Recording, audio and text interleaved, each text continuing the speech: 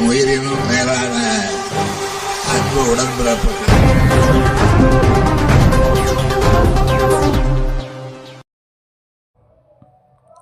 நலன் காக்கும் மருத்துவ முகாம் மூலம் திருவள்ளூர் மாவட்டத்தில் இதுவரை 16 முகாம்கள் நடத்தப்பட்டு சுமார் 29,000க்கும் மேற்பட்டோர் பயனடைந்து உள்ளதாக அமைச்சர் நாசர் தெரிவித்தார்.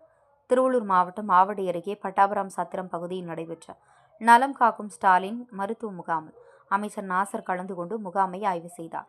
பின்னர் 100க்கும் மேற்பட்ட கர்ப்பிணி பெண்களுக்கு ஊட்டச்சத்து பெட்டகங்கள் உள்ளிட்ட நலத்திட்ட உதவிகளையும் அமைச்சர் வழங்கினார். கர்ப்பிணி பெண்களுக்கான வளைகாப்பு நிகழ்ச்சியில் அமைச்சர் மலர் தூவி ஆசிர்வதித்து அரசின் நலத்திட்ட உதவிகளை வழங்கினார்.